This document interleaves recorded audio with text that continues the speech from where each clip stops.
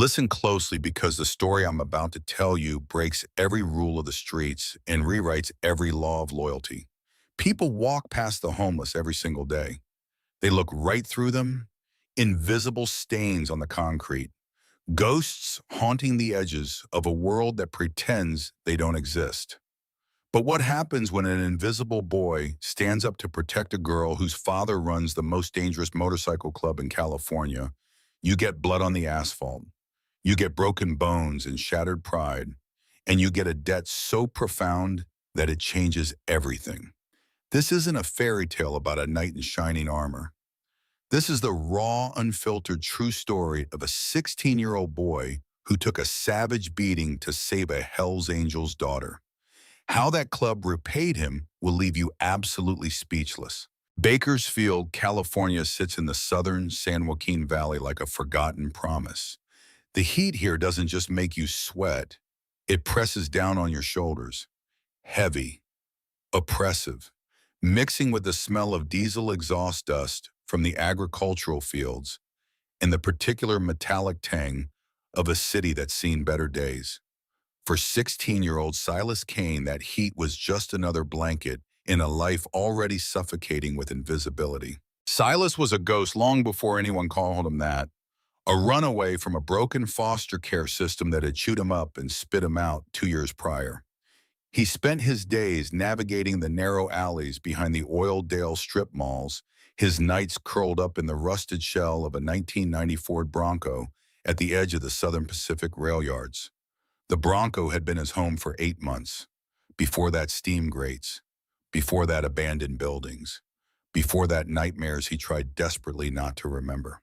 The boy was scrawny, ribs pressing against his faded gray t-shirt like prison bars. He had a mop of unruly brown hair that constantly fell into his eyes. Eyes that were sharp, observant, far too old for a teenager. When you live on the streets, your survival depends entirely on your ability to read the environment. You learn the heavy, aggressive footsteps of a bored cop looking for someone to hassle. You learn the frantic, erratic pacing of an addict coming down hard. You learn the arrogant, entitled swagger of rich kids who think the world is a playground built specifically for their amusement. It was a Tuesday afternoon in mid-October. The kind of day where the temperature hit 90 degrees by noon and showed no mercy. Silas was sitting on a cracked concrete bench near the perimeter fence of North High School. He wasn't there to creep on students or cause trouble. He was there because the dumpster behind the cafeteria was usually a gold mine. Unopened granola bars, half-eaten sandwiches discarded by kids who had never known real hunger, who had never felt their stomach eat itself from the inside out. He had a battered copy of The Count of Monte Cristo resting on his knees. Salvaged from a little free library box 3 weeks prior, the pages were dog-eared and stained, but the story was intact. Silas loved that book, loved the idea that a man could be crushed by the world, thrown into the darkest pit imaginable, and still claw his way back to justice, still find a way to matter. But his eyes weren't on the pages. They were focused on the student parking lot. That's where he first noticed her. To anyone else, Quinn Reeves was just another high school sophomore. She wore ripped blue jeans, black Converse sneakers, and a plain white tank top. Dark hair pulled back into a messy ponytail. Nothing that screamed for attention. But Silas, with his street-sharpened instincts, saw the contradictions immediately. She didn't walk with the carefree lightness of the other girls streaming out of the building. Her posture was guarded, shoulders slightly squared, chin tucked down, eyes constantly scanning her surroundings. And then there was the jacket. Even in the 90-degree heat, she carried a heavy worn black leather jacket draped over her arm. It wasn't fashion store leather. It was thick, scarred. The kind of leather that smelled of motor oil and highway wind and 1,000 miles of open road. Silas noticed the subtle silver skull pin on the collar. He didn't know the exact meaning, but he knew enough. Knew that insignia meant she was connected to something heavy, something dangerous, the local motorcycle underworld. Quinn was trying desperately to blend in, trying to be invisible in her own way. But she had caught the attention of exactly the wrong crowd.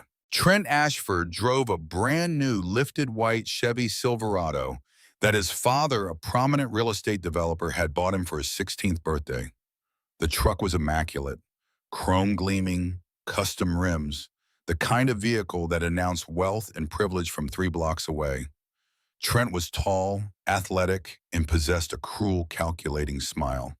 He was the king of North High by sheer financial force, not through talent, not through kindness, just money. He surrounded himself with a sycophantic crew, most notably a thick-necked enforcer named Colton Mercer. Colton was built like a linebacker, all muscle and barely contained aggression. A varsity quarterback with a full-ride scholarship to a state university already lined up. The kind of boy who had learned early that his size gave him power over smaller people, and he used that power without hesitation. For weeks now, Silas had watched from his bench as Trent tried to corner Quinn. It had started as arrogant flirting. Trent assumed a girl like Quinn, quiet and solitary, would be thrilled to receive attention from the school's golden boy. But Quinn had ignored him completely. When ignoring didn't work, she had told him in no uncertain terms to back off, leave her alone, find someone else to harass. Silas had seen the flash of genuine anger cross Trent's face that day, the color rising in his cheeks, the tightness around his eyes. In Trent's world, the word no was a foreign language, an insult, a challenge to his authority. On this particular Tuesday, the tension finally snapped. The final bell rang, vomiting a stream of teenagers out into the blinding afternoon sun. Silas watched as Quinn adjusted the strap of her backpack, put her head down, and started walking quickly away from the main thoroughfare. She was taking a shortcut, a narrow shadowed alleyway that ran behind an abandoned bowling alley. It was a route that cut her walk home in half, but it was also a blind spot, a place where no teachers watched, where no security cameras recorded. A moment later, Silas saw Trent's white Silverado roll out of the parking lot, but it wasn't heading toward the wealthy suburbs where Trent lived. It was creeping slowly in the direction of that alley. Colton was in the passenger seat, smirking. Another girl, a vicious cheerleader named Sarah, sat in the back with her phone already out. A cold knot formed in Silas's empty stomach. Every survival instinct he possessed screamed at him to look away, to stay invisible. Involvement meant police. Police meant questions. Questions meant getting pulled back into the system, back to group homes, back to foster parents with heavy hands and locked bedroom doors. Look away, his mind hissed. It's none of your business, Ghost. Stay invisible. Stay safe. But as he watched that truck turn down the access road, positioning itself to block the opposite end of the alley, a memory flashed unbidden in his mind.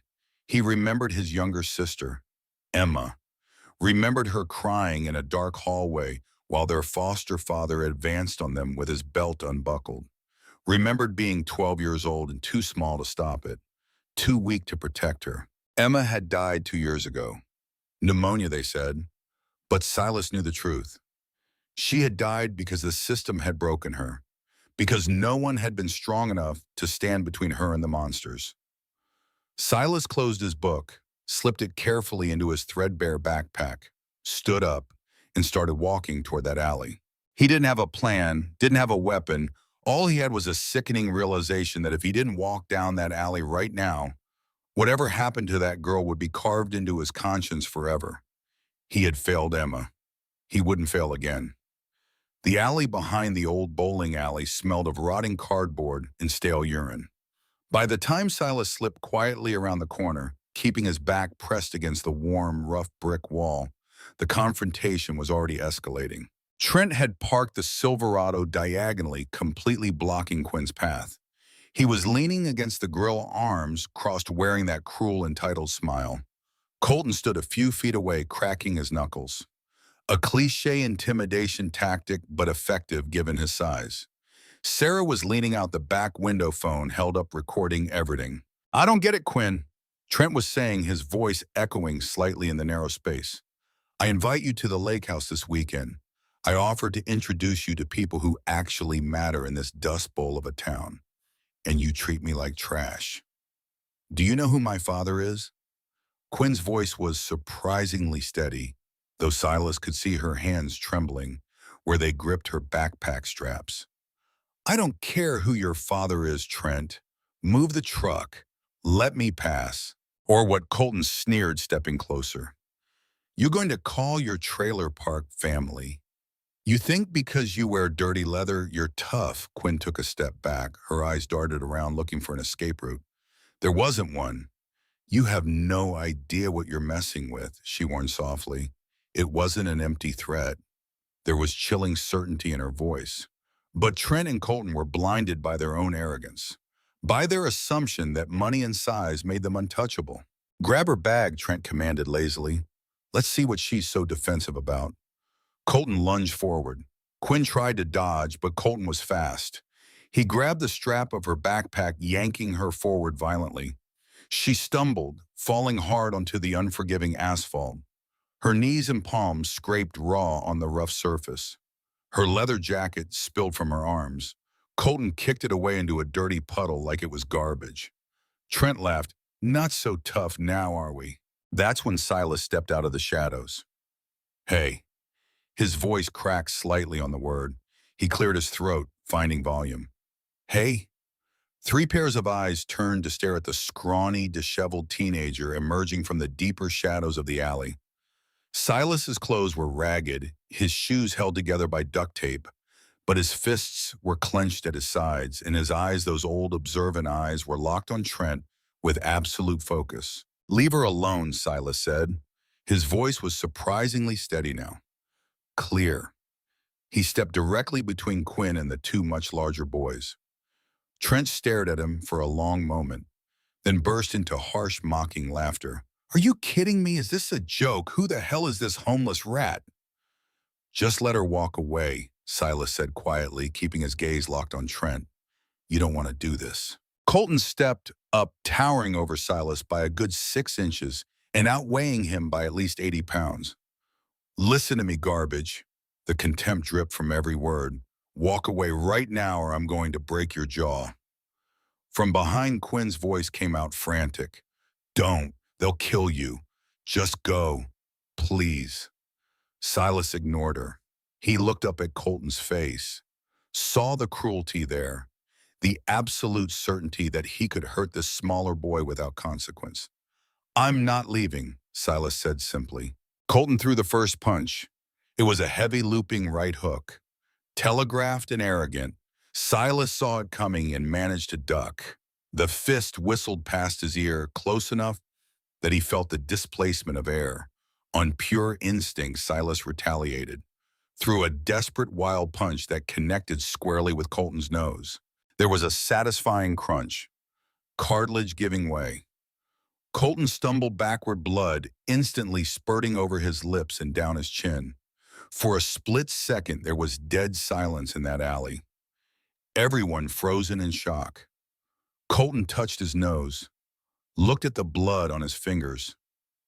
His eyes went wide, not with pain, with pure homicidal rage. You're dead, he roared. He tackled Silas with the full force of his linebacker training, drove his shoulder into Silas's chest, and slammed him against the brick wall. The breath exploded from Silas's lungs in a painful whoosh. Stars burst across his vision. Before he could recover, before he could even attempt to defend himself, Colton threw him to the ground. Then the beating began. It wasn't a fight. There was no back and forth, no give and take. It was an execution. Colton kicked Silas in the ribs with heavy boots. Once, twice, 3 times. Silas heard something crack inside his chest, felt blinding, searing pain shoot through his torso like lightning. He curled into a fetal position, desperately trying to protect his head and vital organs. Get him up, Trent yelled, the rich boy's veneer of calm completely shattered by the sight of blood. His voice pitched high with adrenaline. Trent grabbed Silas by his ragged shirt, hauling him to his knees, then punched him squarely in the face. Silas's vision exploded into white stars. He tasted copper and salt, blood from his nose pouring down his throat. Stop! Stop it, Quinn screamed. She lunged at Trent, clawing at his face, trying to pull him away. But Trent shoved her roughly back to the asphalt. Stay down, bitch, Trent snarled. Silas felt consciousness slipping away. The pain was an ocean pulling him under dark waves. He felt another boot catch him in the stomach, forcing him to violently retch. Nothing came up. His stomach was empty, had been empty for 2 days. He was bleeding from a gash above his eye. His nose was shattered. Breathing felt like swallowing broken glass. But as he lay there, his blood pooling on the dirty asphalt, mixing with oil stains and grime, he saw Quinn scramble toward her dropped leather jacket. She didn't reach for her phone. She reached into the lining of the jacket and pulled out a small, heavy black object, a distress beacon, a specialized emergency radio. She pressed a button on it, her hands shaking violently, tears streaming down her face as she looked at Silas's mangled body. Trent saw the device. Panic finally pierced his arrogance. Colton, let's go. Leave the trash. We're out of here. Now, Colton delivered one final vicious kick to Silas's side, then sprinted to the truck. Tires squealed against pavement. Rubber burning. The white Silverado reversed wildly out of the alley and sped away, engine roaring. The alley fell silent, save for the sound of Silas's ragged, bubbling breaths. Quinn crawled over to him. Her hands were covered in his blood as she gently touched his face. Hey, look at me. She was sobbing now, her tough exterior completely shattered. Why did you do that? Why did you do that for me? Silas tried to speak, tried to tell her it was okay, that he'd do it again, but all that came out was a wet, choking cough. His eyes rolled back. Darkness pulled at him, greedy, insistent. The last thing he heard before the blackness completely swallowed him wasn't the wail of police sirens, wasn't the screech of an ambulance. It was a low, distant rumble, a vibration that seemed to shake the very foundations of the city, a sound like a thunderstorm rolling across asphalt. The unmistakable roar of multiple Harley-Davidson engines pushed hard, coming fast. Then nothing. The first thing Silas registered was the smell. It wasn't the sterile chemical stench of a county hospital. It smelled of rich tobacco, worn leather, stale beer, and underneath it all, the sharp bite of antiseptic. He tried to open his eyes, but his right eye was swollen completely shut. Through the narrow slit of his left eye, the world was a blurry, dim haze, and he realized he was lying on a surprisingly comfortable leather sofa. He was shirtless. His ribs were tightly bound in thick white bandages. An IV needle was taped securely into his left arm, feeding him clear fluids from a bag hanging on a metal stand. He's coming around. The voice was like gravel being crushed under a boot. Deep, resonant, entirely lacking in warmth. Silas tried to sit up. A massive hand pressed gently but firmly against his uninjured shoulder, pinning him down. Easy, kid. You've got 3 broken ribs, a severe concussion, a fractured orbital bone, and internal bruising that looks like you got hit by a freight train. You move too fast, you're going to tear something important. Silas blinked, his vision slowly clearing. The man standing over him was a giant, easily 6'4", built like a brick wall. He had a thick gray and black beard and arms completely covered in intricate faded tattoos. He wore a heavy black leather vest, a cut they called it. On the back, though, Silas couldn't see it from this angle, would be the full patch, the insignia. But on the front breast, Silas could clearly read the rocker patch, President, Bakersfield. This was Garrett Reeves, Quinn's father, president of the Bakersfield charter of the Hells Angels Motorcycle Club. Silas glanced around the room. It was massive, like a converted warehouse. There was a long wooden bar in the background, a pool table, several motorcycles parked in the corner, their chrome gleaming under dim overhead lights. Men in similar leather cuts were moving around quietly, talking in low voices. The atmosphere in the room was heavy, controlled violence barely held in check. This was the clubhouse, the inner sanctum of one of the most dangerous organizations in California. Where Silas croaked, his throat felt like Sandpaper. Where am I? You're safe, Garrett said, pulling up a heavy wooden chair and sitting beside the sofa. The chair groaned under his weight. My name is Garrett, that girl you took a beating for in the alley. That's my daughter, Quinn. Silas swallowed hard, wincing at the pain in his jaw. Is she, is she okay? Garrett's hard eyes softened for just a fraction of a second, an imperceptible shift that spoke volumes. She's fine. Bruised knees, bruised ego. Thanks to you. Garrett leaned forward, resting his massive elbows on his knees. I've got a private doctor who handles our occupational hazards. He patched you up, said if you'd taken one more kick to the spleen, you'd be in a morgue right now instead of on my couch. Silas looked down at his bandaged chest. Why am I here? Why not a hospital? Garrett's expression didn't change. Hospitals ask questions. Hospitals call the police. The police file reports. Reports mean paperwork. And I don't like paperwork when it comes to people putting their hands on my family. The implication hung in the air. Heavy, terrifying. Garrett wasn't keeping Silas out of the hospital just for his benefit. Garrett wanted to handle Trent and Colton entirely off the grid. Outside the law, outside any system that might show them mercy. They're just kids, Silas whispered instinctively, recoiling from the dark path he sensed this was taking. Stupid, rich kids who made a mistake. Garrett let out a short, humorless laugh. Kid out here, there's no such thing as just kids. There are predators and there is prey. Those boys decided to play predator with the wrong bloodline. Garrett reached into his pocket and pulled out Silas's battered copy of The Count of Monte Cristo. He tossed it gently onto the sofa beside Silas's leg. Quinn told me everything, said some homeless ghost stepped out of the shadows and threw himself to the wolves so she could hit the panic button. Garrett leaned closer. The smell of danger rolling off him was suffocating. I had my boys do some digging while you were unconscious. Silas Kane. No family, no address. Ran away from a group home in Fresno 2 years ago. You've been living in a rusted-out Ford behind the train yard. You literally have nothing. You are nobody. Silas felt a flush of shame mixed with the physical pain. I know. Shut up and listen, Garrett snapped. Not in anger, but with absolute authority. I'm not insulting you. I'm stating facts. You have nothing. No reason to care about the world because the world certainly doesn't care about you. Yet you threw your life away for my daughter, a girl you don't even know. Silas looked away, staring at the ceiling. I couldn't watch it happen. Not again. Garrett studied him for a long, silent minute.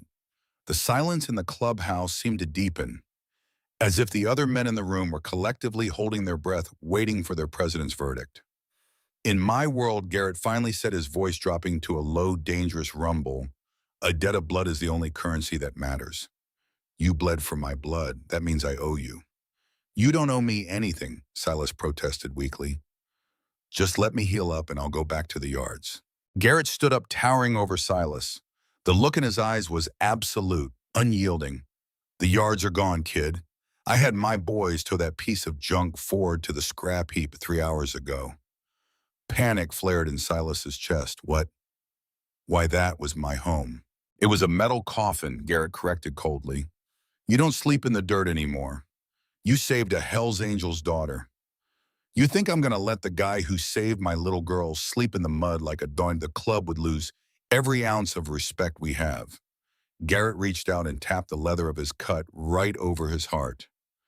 You're under my roof now. You heal up here. You eat at my table.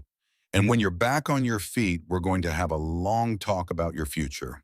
Before Silas could protest, before he could process what was happening, the heavy metal door at the far end of the clubhouse slammed open. 2 massive bikers walked in, their faces grim. Between them, struggling weakly, bleeding from his nose and mouth, was Colton Mercer. His expensive clothes were torn, his tough guy facade completely gone, replaced by raw animal terror. Garrett didn't even look back at the door. He kept his eyes locked on Silas. Rest up, kid, Garrett said softly.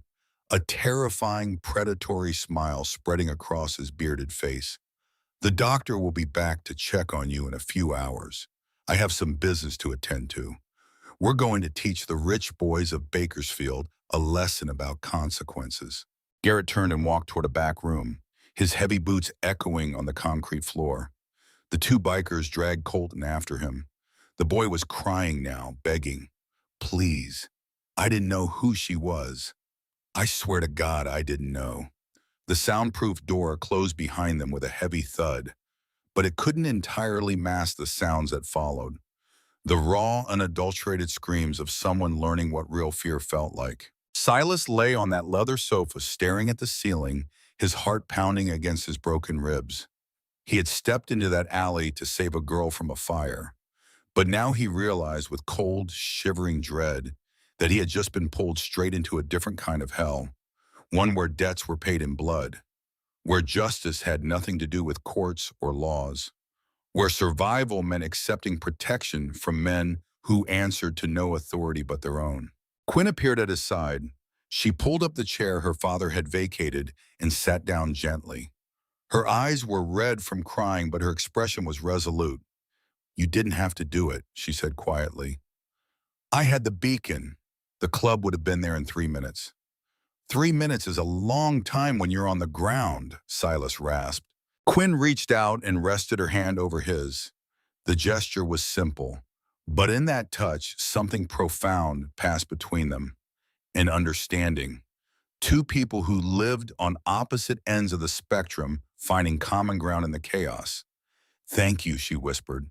"No one's ever done that for me before." Silas closed his eyes. The exhaustion was overwhelming. The pain medication in the IV was pulling him back towards sleep.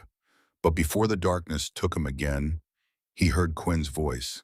Soft, fierce. "My dad's going to take care of you, I promise. You're family now." Family. The word echoed in Silas's fading consciousness. He had lost his family, his sister, his childhood, everything. But maybe, just maybe, in the most unlikely place imaginable, he had found something to replace it. Not a home built on blood relation, but a home built on blood spilled, on sacrifice, on stepping into the fire when every instinct screamed to run. As sleep finally claimed him, Silas Kane, the invisible boy who had lived as a ghost for 2 years, began his transformation into something else entirely, into someone who mattered, someone who belonged, someone whose name would be spoken with respect in the darkest corners of Bakersfield. The ghost was born in that alley, but he would be forged in the fires of the Hells Angels clubhouse, and nothing would ever be the same. The first week passed in a haze of pain and medication. Silas drifted in and out of consciousness, his body fighting to heal from the savage beating. But even in sleep, there was no peace. The nightmares came every night without fail. He would dream of the alley, of Colton's boot slamming into his ribs, of the taste of his own blood. But worse than those memories were the older ones that the beating had dredged up from the depths. He dreamed of Emma, his little sister, 12 years old with blonde hair and a gap-toothed smile. He dreamed of the night their foster father had come into her room, of her screams, of Silas being too small, too weak, too late to stop what happened. He would wake gasping, his broken ribs screaming in protest, sweat soaking the sheets. And every time Quinn would be there, she had taken to sleeping in a chair beside the sofa wrapped in a blanket. The moment Silas woke, she would be at his side with water, with quiet words, with a presence that said, "You're not alone anymore." The private doctor, a grizzled man in his 60s named Doc Stevens, came by twice daily to check Silas's progress, changed his bandages, adjusted his pain medication.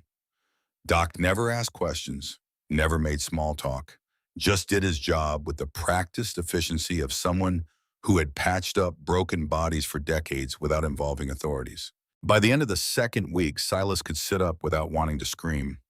By the third week, he could walk slowly around the clubhouse, one hand pressed against his ribs for support. The swelling in his face had gone down enough that he could see out of both eyes again. The purple bruises were fading to a sickly yellow-green. It was during the third week that Quinn really started talking to him. Not just the surface level questions about pain or comfort. Real conversation, deep conversation. The kind that happens between two people who have seen each other's vulnerabilities and decided that trust was worth the risk. They were sitting in a corner of the clubhouse one afternoon. Silas on the sofa, Quinn cross-legged on the floor beside him.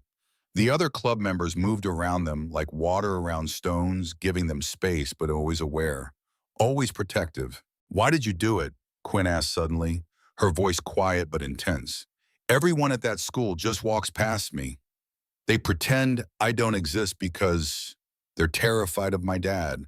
And they pretend you don't exist because you don't wear the right clothes or live in the right neighborhood. So why did you step in?" Silas was quiet for a long moment. He stared at his hands, at the scars on his knuckles from 2 years of street survival. "When you're invisible," he finally said, "you see everything. I saw how Trent looked at you. It wasn't about liking you. It was about owning you, controlling you." He paused, swallowing hard against the emotion rising in his throat. "I had a sister once, Emma. Somebody tried to own her too. Tried to control her in ways that destroyed her. I was too small to stop it back then. 12 years old and worthless." Quinn's eyes filled with tears. "What happened to her?" "She died 2 years ago. Pneumonia officially. But really she died because the system broke her. Because no one was strong enough to stand between her and the monsters." Silas finally looked up, meeting Quinn's gaze. "I guess I decided I wasn't going to be too small this time. Wasn't going to walk away and spend the rest of my life wondering if I could have made a difference." Quinn reached out and took his hand. Her grip was tight, fierce. "You made a difference. You saved me. And whether you know it or not, you saved yourself too."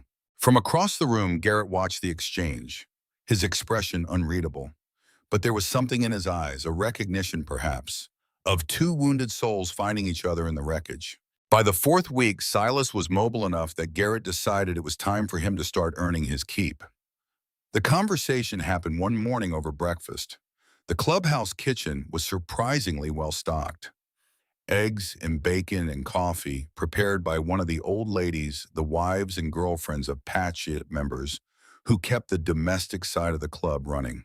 "You want to eat my food," Garrett said, tossing a pair of grease-stained coveralls onto the table in front of Silas. "You work. Go see Ironside in the garage. Tell him you're the new shop rat." Silas picked up the coveralls. They were too big for his thin frame, but he nodded. "Yes, sir." Garrett's eyes narrowed slightly. "Don't call me sir. I'm not your commanding officer. You call me Garrett, or you call me Prez if we're in church." "Understood. Understood." The garage was a separate building attached to the main clubhouse. A massive space filled with motorcycles in various states of assembly and repair. The smell of motor oil and metal and welding sparks hung heavy in the air. It was a smell that Silas found oddly comforting. Honest work. Tangible results. Ironside was exactly what his nickname suggested. A man built like a tank. Easily 6'6" and probably close to 300 pounds of solid muscle. His arms were covered in faded military tattoos. His face was scarred from old fights. He spoke in grunts and single-syllable responses, communicating more through looks and gestures than words. When Silas approached him that first morning, coveralls hanging off his frame like a tent, Ironside looked him up and down with an expression that clearly said, "This scrawny kid is going to be useless." "Garrett sent me," Silas said. "Said to tell you I'm the new shop rat." Ironside grunted, pointed at a broom leaning against the wall. "Sweep." For the next 3 days, that's all Silas did. Swept the concrete floors, organized tools that had been scattered across workbenches, hauled away metal scraps and old parts. It was menial work. The kind of work designed to test whether someone would quit or prove their worth through persistence. Silas didn't quit. On the fourth day, Ironside tossed him a wrench. "Come here." Silas approached the motorcycle Ironside was working on, a 1970 Harley-Davidson shovelhead. The engine was completely disassembled parts laid out in precise order on a drop cloth. "Watch," Ironside commanded. And Silas watched. He watched Ironside's massive hands move with surprising delicacy, adjusting carburetors, checking valve clearances, torquing bolts to exact specifications. Ironside didn't explain what he was doing, didn't offer running commentary. He just worked and expected Silas to absorb the knowledge through observation. It was a teaching method perfectly suited to Silas's strengths. 2 years on the streets had made him an expert at silent observation, at pattern recognition, at learning through watching rather than asking. By the end of the 5th week, Silas wasn't just sweeping anymore. He was handing Ironside tools before the big man asked for them, anticipating the next step in a repair sequence, cleaning parts with the kind of meticulous attention to detail that came from understanding that precision mattered. By the 6th week, Ironside trusted him enough to let him work on simple tasks unsupervised. Oil changes, brake pad replacements, chain adjustments. Silas approached each job with the same intensity he had once applied to survival, because in a way, this was survival, proving his worth, earning his place. The other club members started to notice, started to see that the scrawny homeless kid wasn't just some charity case Garrett had taken pity on. He was actually useful, actually skilled. The nickname Ghost, which had started as a reference to his former invisible life on the streets, began to shift in meaning. It became a term of respect, a recognition that Silas moved through the garage like a phantom, quiet, efficient, always there when needed but never in the way. One afternoon during the 7th week, Garrett himself came into the garage. He watched Silas work for several minutes without saying anything. Watched the boy's careful hands adjusting a carburetor, with Ironside standing nearby, arms crossed, nodding approval. "He's good," Ironside said. First words he had spoken directly to Garrett in Silas's presence. Doesn't ask stupid questions. Watches, learns, works hard. Garrett walked over to Silas. The boy looked up, wiping grease from his hands with a red shop rag. "You settling in okay?" Ghost Silas nodded. "Yes, thank you for everything." Garrett's expression softened slightly. "You don't thank me for giving you what you earned. You bled for my family. You work hard for your place here. That's not charity. That's honor." He paused, then added, "Quinn tells me you still have nightmares, that you wake up screaming some nights." Silas looked away embarrassed. "I'm sorry if I'm disturbing people. Don't apologize." Garrett's voice was firm but not unkind. "You went through hell. Brain doesn't just forget that overnight. But you're safe here. You understand that's safe?" Silas met Garrett's eyes. "I'm starting to." "Good." Garrett clapped a heavy hand on Silas's shoulder. "Keep working. Keep learning. When you're ready, we'll talk about getting you a GED. Maybe community college down the line. You've got a brain. Be ashamed to waste it." As Garrett walked away, Silas felt something unfamiliar bloom in his chest. Hope. For the first time in 2 years, he could imagine a future that extended beyond the next meal, beyond the next safe place to sleep. But that fragile hope was about to be tested in ways Silas couldn't have anticipated. It started in the 9th week, a Friday night. Silas was in his room, a small space upstairs in the clubhouse that Garrett had designated as his permanent quarters. It wasn't much, a bed, a dresser, a small desk, but it was his, the first space that had belonged to him since before the foster system. He was lying on the bed reading his Count of Monte Cristo for probably the 20th time when he heard the commotion downstairs, shouting, boots pounding on concrete, the sharp bark of Garrett's voice cutting through the chaos. Silas got up, moving quickly down the stairs. The main room of the clubhouse was packed with angry armed men. Garrett stood at the center, his face a mask of controlled fury. Quinn was there too, her eyes wide with fear. "What happened?" Silas asked, approaching Quinn. "The shop," she whispered. "Someone burned it down. Our custom motorcycle shop downtown. It's gone. Complete loss." Silas felt his stomach drop. The shop was the club's primary legitimate business, their main source of legal income. Losing it was a massive financial blow. Over the next 48 hours, things got worse. Three of the club's prospect members, younger guys trying to earn their patches, were ambushed while riding down Highway 99. Someone had fired at them from an overpass with a high-powered rifle, shot out their tires, sent their bikes careening off the road into the desert scrub. All three survived, but barely. Two had compound fractures. One had a punctured lung. The clubhouse went into immediate lockdown. Armed guards were posted on the roof around the clock. Windows were reinforced. Assault rifles that had been hidden in secret caches were pulled out and distributed. The atmosphere shifted from relaxed brotherhood to a war camp on high alert. Garrett called a church meeting. The inner circle of fully patched members gathered around a long wooden table in a private room. Silas wasn't invited. He was still just a kid, not a member. But he stood near the door with the other prospects and hangers-on listening. "This isn't the Mayans," Garrett's voice rumbled through the door. "This isn't the Vagos. This is too clean, too professional, too tactical." One of the lieutenants spoke up. "Could be the Mongols moving into our territory." "Negative." Garrett sounded certain. "I've got good intel on the Mongols. They're nowhere near Bakersfield. This is something else. Someone hired professional hitters, ghost operators who know how to make it look like a gang war." "But who?" another voice asked. "Who has the resources and the motive?" "That's what we need to find out," Garrett said, "before they hit us again." Silas listened to the debate swirl back and forth. The club members threw out theories. Rival gangs, disgruntled former members, even cartel elements moving up from Mexico. But none of it felt right to Silas. None of it made sense with the pattern of attacks. That night, unable to sleep, Silas went for a walk around the perimeter of the clubhouse compound. It was after midnight. The guards on the roof tracked his movement, but didn't stop him.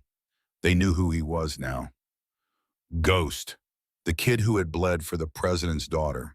He was walking along the fence line, hands in his pockets, when he noticed something. A vehicle parked down the block. A black SUV with heavily tinted windows. No license plates. It had been there when he started his walk 20 minutes ago, and it was still there now. Engine off. No movement. Silas's street instincts kicked in immediately. He knew surveillance when he saw it. He had spent 2 years avoiding it. He moved casually, not looking directly at the vehicle, and circled back toward the clubhouse. But his mind was racing. Over the next 2 days, Silas watched.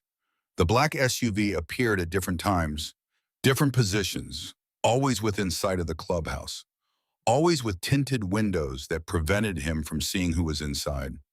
But there was always someone there, watching, waiting. On the third day, Silas made a decision. He didn't tell Garrett, didn't ask permission. He simply acted.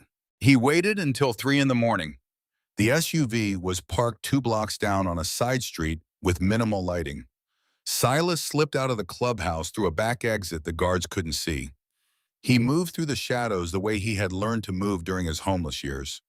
Silent, invisible, a ghost in truth. When he reached the SUV, he dropped to the ground and crawled underneath.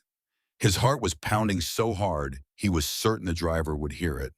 But the person inside didn't move, didn't react. Silas pulled out the cheap GPS tracker he had bought online with money Garrett had given him for personal supplies. $20 for a device that could change everything. He attached it to the undercarriage with the magnetic mount, making sure it was secure and hidden. Then he crawled back out and disappeared into the darkness.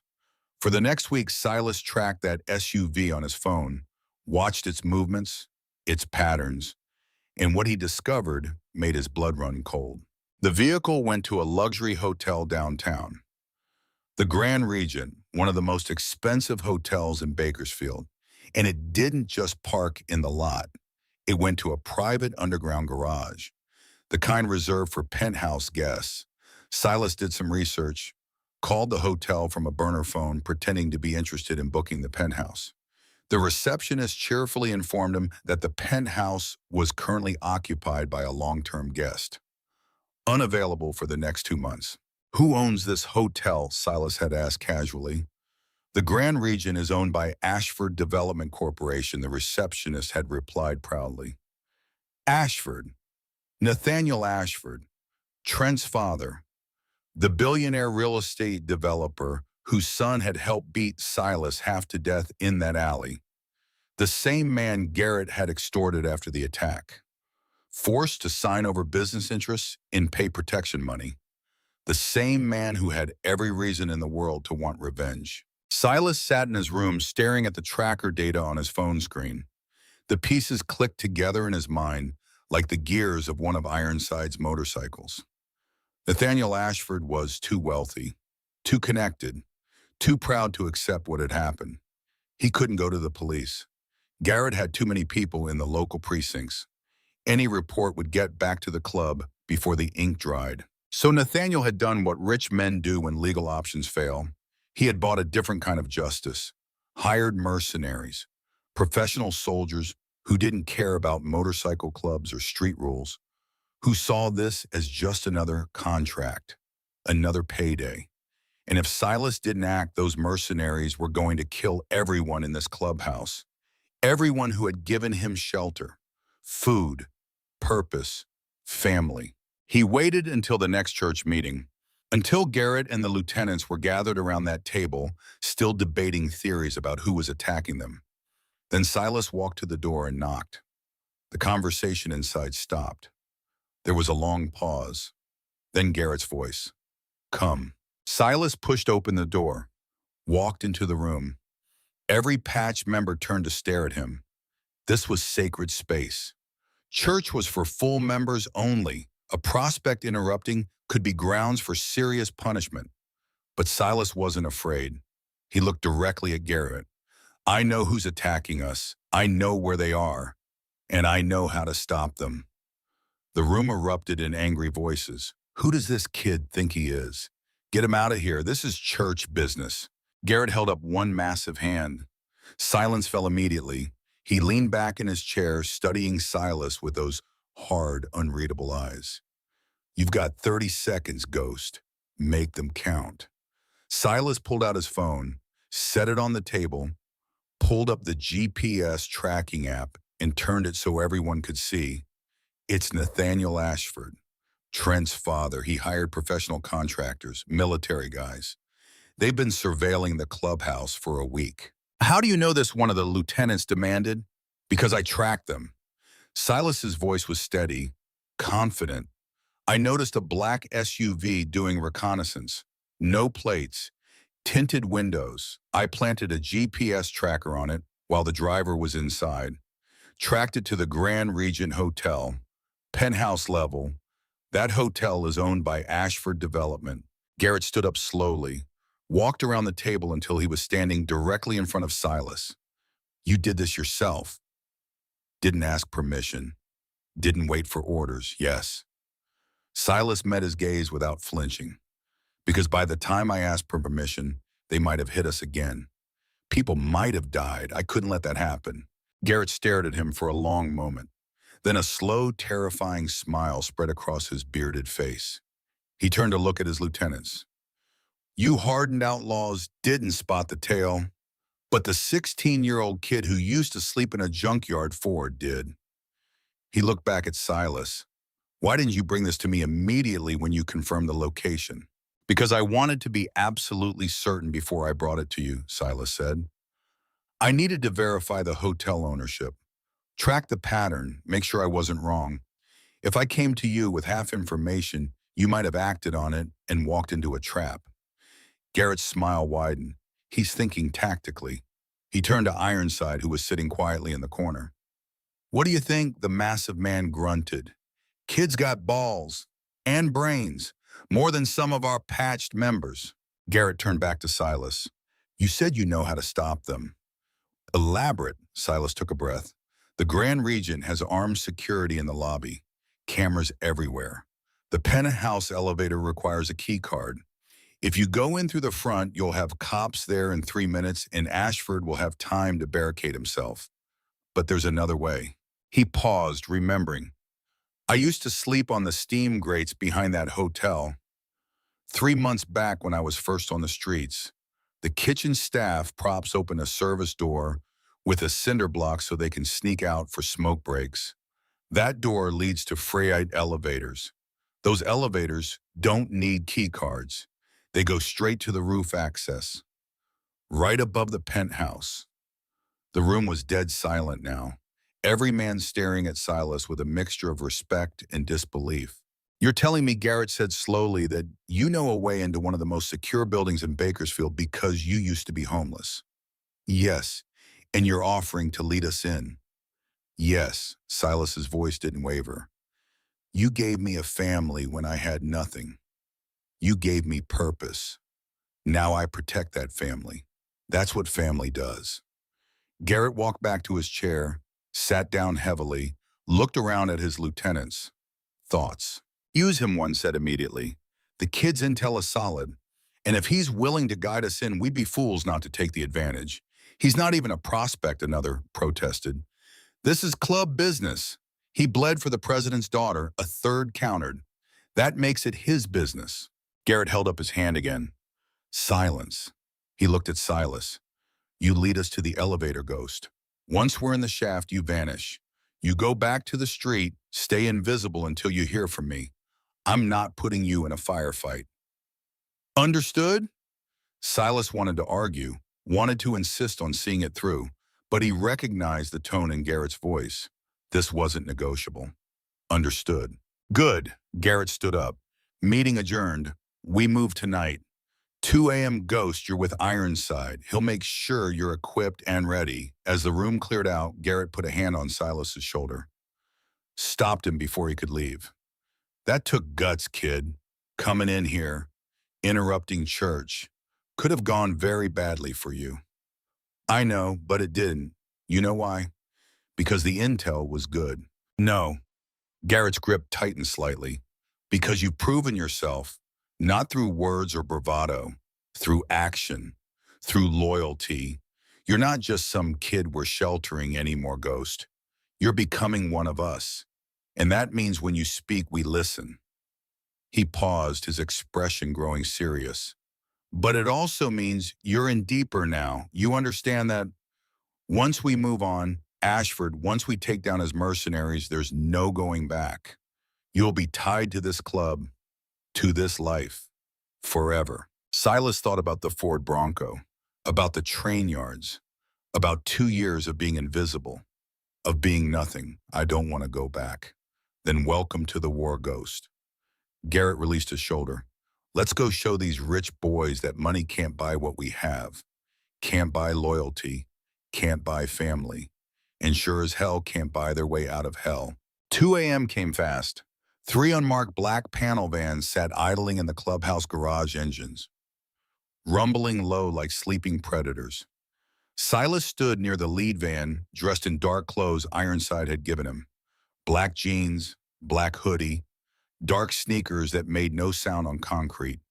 He looked like what he had been for 2 years, a shadow, a ghost. Around him, the Hells Angels geared up with military precision. Kevlar vests strapped over leather cuts. AR-15 rifles checked and loaded. Shotguns racked. Faces painted with black grease to kill the shine of skin under streetlights. These men had transformed from bikers into something else. A paramilitary strike team that would terrify any conventional force. Garrett emerged from the armory fully kitted out. He looked at Silas for a long moment, then walked over. You sure about this Ghost last chance to stay behind? No one will think less of you, I'm sure. Silas's voice was steady. I got you into this. I need to see it through. You didn't get us into anything. Garrett's tone was firm. Nathaniel Ashford made his choice when he came after my family. You just gave us the tools to end it. There's a difference. He reached out and squeezed Silas's shoulder. Remember, you get us to the elevator, then you disappear. I find out you went up to the penthouse after I told you to leave. We're going to have a serious conversation about following orders. Clear, clear. Garrett nodded, then turned to address his crew. Listen up. Ghost leads until we're in the shaft. Follow his directions exactly. He knows this route better than any of us. Once we're inside, he's out. Ironside, you make sure he gets back to the van safe. Ironside grunted his acknowledgement. His massive hand rested on Silas's shoulder, protective, almost paternal. Quinn appeared from the clubhouse. Her eyes found Silas immediately. She walked over, ignoring the armed men around them. "Be careful," she said quietly. "I will." She reached out and hugged him. Tight, fierce. "Come back," she whispered against his ear. "You're family now. Family comes back." Silas returned the embrace. "I promise." Then it was time. The men loaded into the vans. Silas rode in the lead vehicle with Garrett and 4 others. The streets of Bakersfield were empty at this hour. Quiet. The vans moved through the darkness like sharks through deep water. Silent, purposeful, deadly. They parked 2 blocks from the Grand Regent Hotel. The building rose into the night sky like a monument to wealth and arrogance. Glass and steel reflecting the few streetlights that still burned.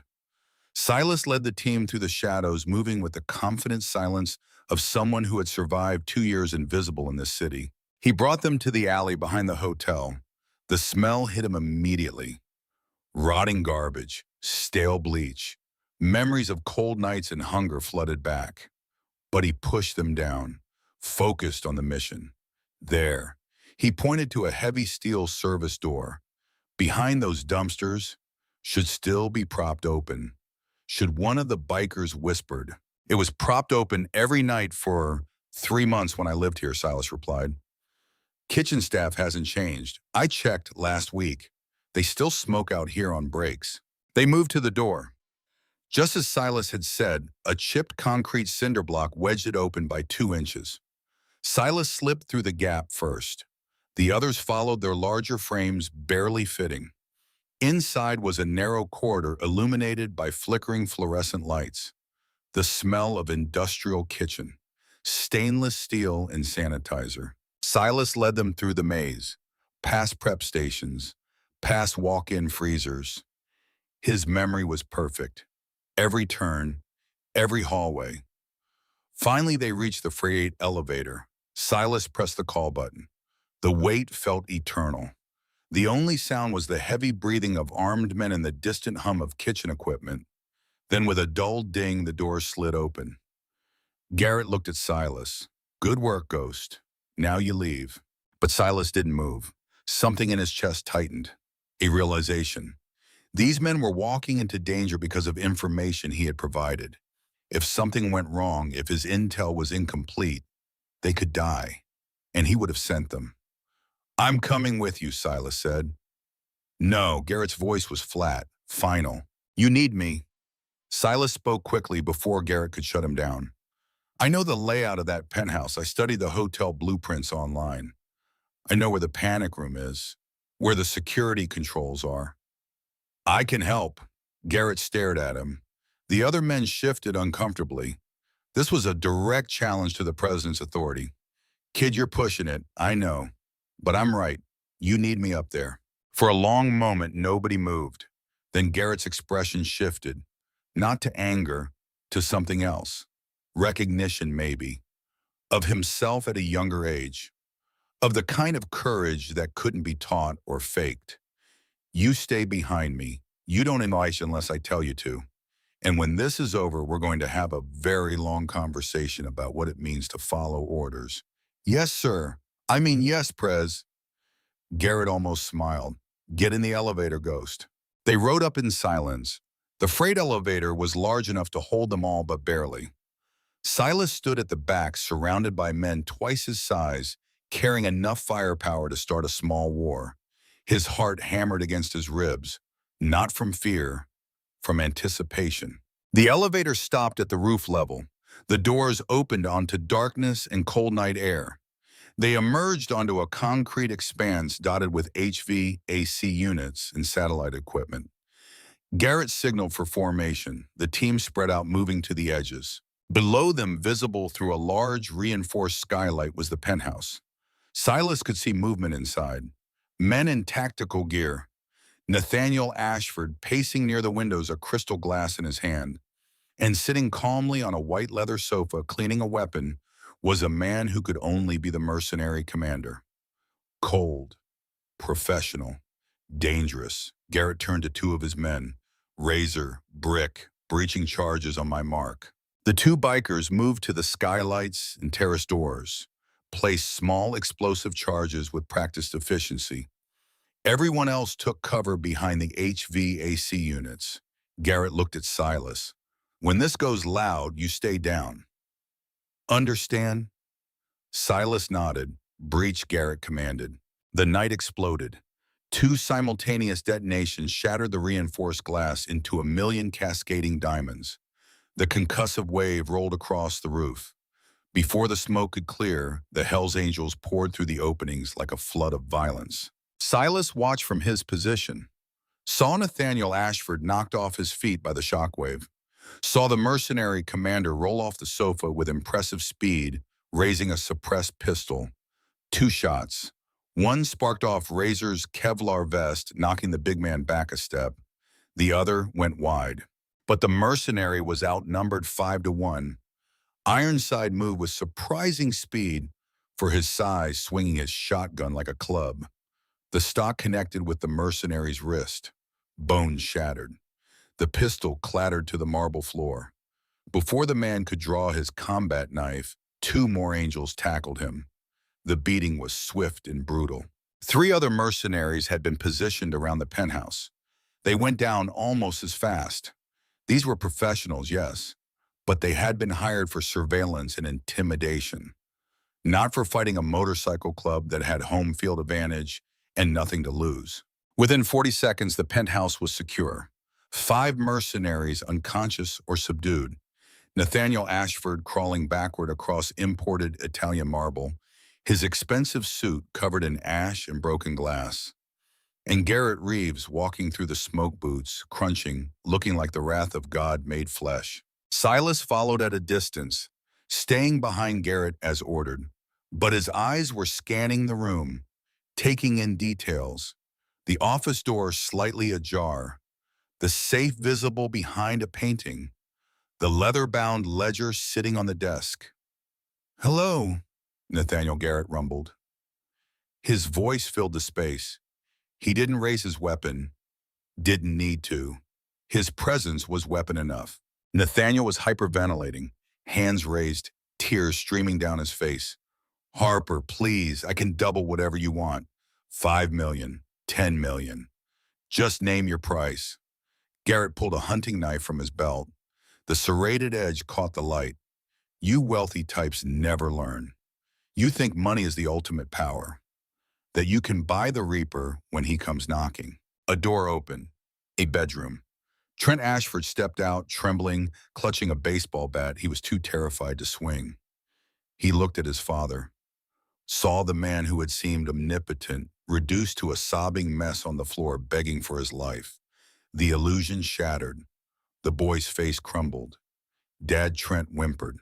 Garrett glanced at him, then back to Nathaniel. "Didn't send him to Switzerland like I told you.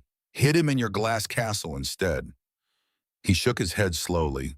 A man who can't protect his own blood without hiring ghosts isn't much of a man at all.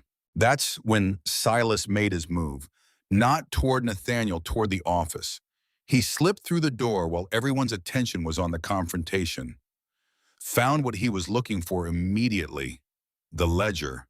Thick, black leather, locked, but the key was in the desk drawer.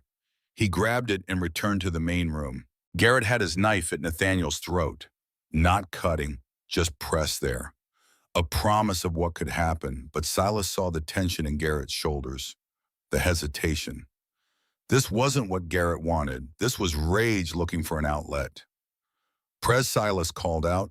Every head turned. Garrett looked at him surprised. "I thought I told you to stay back." "You did, but I found something." Silas held up the ledger. Nathaniel's eyes went wide with panic. He gasped.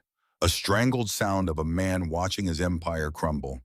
Silas walked forward, opened the ledger to a random page. "I can't read all the financial stuff, but I know what hidden accounts look like. Offshore banks, shell corporations, bribes to city council members, payoffs to people who should be investigating him instead of protecting him." He flipped more pages. And this. Looks like he's been laundering money for some very bad people. Cartels, if I'm reading these notes right. Using his real estate developments to clean dirty cash. Garrett took the ledger, flipped through it himself. His expression darkened. Then slowly a terrible smile spread across his face. He looked down at Nathaniel. Well, looks like my ghost just found the keys to your entire kingdom. Garrett crouched, bringing his face inches from Nathaniel's. I'm not gonna kill you. Death is too easy. You'd become a martyr. Rich people would rally around your memory. No, we're doing something much worse. He tapped the ledger against Nathaniel's cheek. Tomorrow morning, you call your lawyers. You sign over your primary development company, your commercial holdings. This hotel, all of it goes into an offshore trust managed by my people. If you refuse, this ledger goes to the FBI, the IRS, and every cartel in Mexico whose money you've been skimming. Nathaniel was sobbing now. You're taking everything. I'll have nothing. Exactly, Garrett said. His voice was cold, empty of mercy. You're going to know what it's like to be nothing, to be invisible, to hope someone throws you scraps. And if I ever see your son in my town again, he glanced at Trent, who flinched violently. I won't use a hammer next time. There won't be a next time. Garrett stood, looked at Silas. The respect in his eyes was profound. Let's go home, Ghost. We're done here. But Silas wasn't done. He walked over to where Nathaniel was curled on the floor. The billionaire looked up at him through tear-filled eyes, recognized the homeless kid from the alley, the one his son and Colton had beaten half to death. You tried to own people, Silas said quietly. Your son tried to own Quinn because he thought money gave him that right. You tried to destroy Garrett's club because you thought wealth made you untouchable. But you can't own what you don't understand. You can't buy loyalty, can't buy family, can't buy the kind of strength that comes from having nothing and surviving anyway. He paused. I was invisible for 2 years. I know what it's like to be nothing. Now you're going to learn, and maybe if you're lucky, it'll teach you something. Silas turned and walked toward the exit. Behind him, Nathaniel Ashford lay broken. Not physically, but in every way that mattered to a man who had measured his worth in dollars and square footage. The descent from the penthouse was quiet.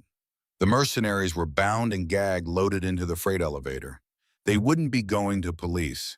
Garrett had other plans for them, plans that involved long drives into the Mojave Desert and shallow graves in places where no one would ever find them. By the time the vans pulled back into the clubhouse compound, the sun was beginning to rise. Blood-red lights spilled over the Sierra Nevada mountains, painting the asphalt in shades of violence and victory. The heavy gates slammed shut behind them, sealing them safely in their world. Silas climbed out of the van. His legs felt like lead. The adrenaline was crashing, leaving him hollow and exhausted. He started walking toward the clubhouse when the doors flew open. Quinn ran out, ignored everyone else, slammed into Silas and wrapped her arms around his neck. He stiffened in surprise, then slowly returned the embrace. You're an idiot, she whispered fiercely. Voice trembling. You were supposed to stay at the elevator. I couldn't, he said softly. I had to see it through. She pulled back just enough to look at him. Her eyes were wet. You're not allowed to scare me like that. You understand? You're family. Family doesn't get to just disappear. I'm not going anywhere, he promised. From the clubhouse steps, Ironside watched, lit a thick cigar, exhaled smoke. Kids got more heart than half the patched members I've ridden with, he rumbled to no one in particular. Didn't just guide us. Found the kill switch. Took down a billionaire without firing a shot. Garrett walked up beside him, nodded slowly. He's earned what comes next. The rest of that day passed in exhausted celebration. The threat was eliminated. The club was safe. Better than safe. They were sitting on a multi-million-dollar real estate empire that Nathaniel would be forced to sign over. The brotherhood was intact, stronger even. But Silas barely participated. He slept most of the day. Deep, dreamless sleep. the first truly peaceful rest he'd had since the nightmares began. When he finally woke, it was early evening. The clubhouse was alive with music and voices. A party in full swing.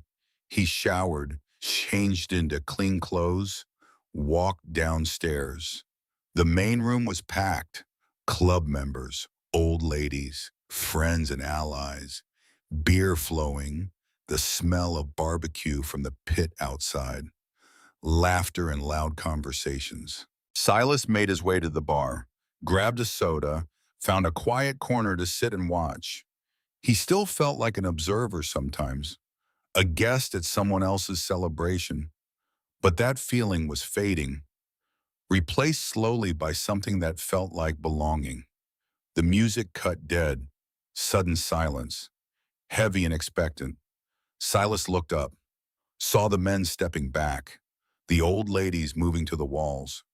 Garrett walked to the center of the room, stood at the head of the massive carved wooden church table. Ghost Garrett's voice echoed, front and center. Silas's stomach dropped. He set down his drink, walked slowly through the parted crowd, every eye on him. When he stopped in front of Garrett, he felt incredibly small, young, out of place. But Garrett's expression was stern, serious, presidential. 3 months ago, he began his voice carrying absolute authority. You were a ghost, lived in dirt, ate from dumpsters. The world looked right through you like you didn't exist. Silas stood silent, listening. But when my daughter was backed into a corner by predators, you didn't look away. You stepped into the fire. You took a beating that would have killed most grown men, just to buy her time. Garrett paused, let the words settle. When this club was threatened by men with endless money and professional training, you didn't run. You used the invisible world you came from to tear down a king. You bled for us. You protected us. Garrett slowly reached under the table, pulled out a heavy garment, held it up, a black leather cut, not a full patch. Silas was too young for that, but it was clearly customized, crafted specifically. On the back, arched across the shoulders, were the words, Property of Bakersfield. On the front, over the left breast, a small white patch embroidered with perfect precision. Ghost. The room was absolutely silent, not even breathing. Out here, Garrett continued, his voice thick with emotion. Blood isn't about who birthed you. Blood is about who bleeds for you. You don't sleep in the dirt anymore, son.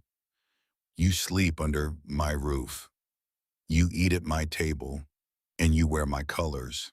He stepped forward, extended the cut. Silas's hands shook as he reached out, took the heavy leather. It smelled like everything he'd been searching for without knowing it. Safety, purpose, home. He slipped it over his shoulders. It was slightly too big. He'd grow into it, but it felt like armor, like a second skin, like proof that he mattered. Garrett extended his massive scarred hand.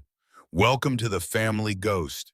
Silas gripped that hand, felt the crushing strength, the absolute certainty. Thank you, Prez. The clubhouse erupted. Men roared approval. Glasses slammed on tables. Ironside stepped forward and wrapped Silas in a suffocating embrace that nearly cracked his ribs all over again. Quinn pushed through the crowd, grabbed his hand, squeezed it so tight it hurt. But Garrett wasn't finished. He raised his hand. Silence fell again immediately. There's more, he said. He looked at Silas. The garage is yours to run. Ironside reports to you now. You've proven you understand the work. You've earned that authority. Silas blinked, stunned. Thank you. You'll also be getting your Garrett continued. Club's paying for it. After that community college, mechanical engineering program, you're 16. You've got a future ahead of you. We're making sure you have the tools to build it right. Silas felt tears prickling his eyes. He blinked them back hard, tried to speak, couldn't. In this room upstairs, Garrett gestured vaguely toward the second floor. It's not temporary. It's yours. Forever. This is your home. For as long as you want it. The emotions were too much. Silas felt them crashing over him like waves. Gratitude, belonging, hope. Things he thought had died with Emma in that foster home. Garrett's expression softened. He stepped closer, put both hands on Silas's shoulders, looked him directly in the eyes. I had a son once. Lost him to the streets when he was about your age. Drugs, violence, things I couldn't protect him from because I was too busy building this empire to notice he was drowning. His voice cracked slightly. First time Silas had ever heard Garrett show that kind of vulnerability. I couldn't save him, but I can save you. You remind me what I should have been. What a father should do. Protect, guide, give purpose instead of just demanding loyalty. A single tear rolled down Garrett's weathered face. You're not replacing him. Nobody could, but your family now. Real family. And I'm not losing you the way I lost him. Silas couldn't hold it back anymore. He stepped forward and hugged Garrett. The president stiffened for just a moment, then wrapped his massive arms around the boy. Held him tight. The room erupted again. Cheering, whistling, a family welcoming one of their own. When they finally separated, Quinn was there. She wasn't crying, but her eyes were bright. Told you, she said. You're not invisible anymore. Silas looked around at the faces surrounding him. Men who would kill for him now. Who would die for him. Because he was one of them. Not through blood, through something stronger, through sacrifice, through proving that loyalty mattered more than lineage. I came to save you, he said to Quinn, his voice barely audible over the celebration. But somehow you all saved me instead. That's what family does, Quinn replied. We save each other. The party continued late into the night. Silas sat at the bar with his leather cut on, feeling the weight of it. The responsibility. The belonging. Ironside sat beside him smoking a cigar, teaching him the proper way to break in new leather. Other members came by, shook his hand, clapped his shoulder, called him Ghost with respect instead of pity. Much later, after most people had filtered out or passed out, Silas stood outside under the stars. The Bakersfield night was cool now. Quiet. He looked at the leather cut in his hands, traced the ghost patch with one finger. 3 months ago, he had been nobody, a street kid with nothing, invisible. Today, he was Ghost, protected member of the Hells Angels, a boy with a future, with education ahead, with family, with purpose.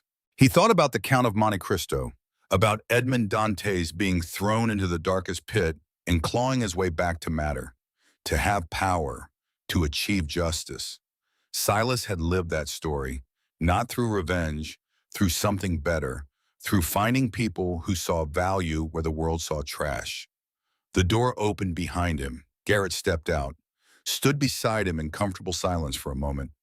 You okay, Ghost? Yeah. Silas nodded. Better than okay. Good. Garrett lit a cigarette, exhaled smoke into the night. Tomorrow we start on your GED prep. Ironside's already got a curriculum planned. He used to be a teacher before he joined the club, believe it or not. Silas smiled. I believe it. He's got the whole silent wisdom thing down. Garrett chuckled. You did good tonight, not just with the raid, with Nathaniel. You could have let me kill him, would have been justified, but you chose the harder path. Took everything that mattered to him without spilling blood. That takes wisdom most men twice your age don't have. I learned it from the streets, Silas said. Death is easy. Survival is hard. Making someone live with their choices. That's the real punishment. Exactly. Garrett put a hand on Silas's shoulder. You're gonna go far, kid, in this life, in any life, because you understand what most people never learn. That real strength isn't about size or money or weapons. It's about standing up when every instinct tells you to run. It's about protecting people who can't protect themselves. It's about being visible when the world wants you invisible. Silas looked up at the man who had become more than a savior, more than a president, a father figure, a mentor, a proof that family could be built instead of born. Thank you, Prez, for everything. Thank your own courage, Ghost. I just gave you the opportunity. You did the rest. They stood together under the stars. The president and the ghost. The outlaw and the street kid. The broken man who had lost a choson and the broken boy who had lost everything. Two people who had found in each other exactly what they needed to be whole again. Inside the clubhouse, Quinn watched through the window, smiled, turned away to give them their moment. The invisible boy had found his family. The ghost had found his home. And the Hells Angels had found something they didn't know they were missing. Proof that loyalty and love could transcend blood. That the bonds forged in fire were stronger than any born in comfort. Silas Kane had died in that alley behind the bowling alley. The terrified, invisible runaway was gone forever. In his place stood Ghost, a young man with tactical brilliance, street-born wisdom, and the backing of the most dangerous motorcycle club in California. He was no longer a shadow haunting the edges of society. He was a legend in the making. Living proof that the most dangerous thing in the world isn't a man with a gun or a billionaire with a checkbook. It's a boy with nothing to lose who finally finds something worth living for. And as the stars wheeled overhead and the night deepened around them, one truth became absolutely clear. The club had repaid their debt to Ghost, not just with revenge against his attackers, not just with shelter and food, but with something far more valuable. They had given him purpose, identity, a future. They had given him proof that he mattered, that his life had value, that somewhere in this brutal world there was a place he belonged. Silas looked down at the leather cut in his hands one more time.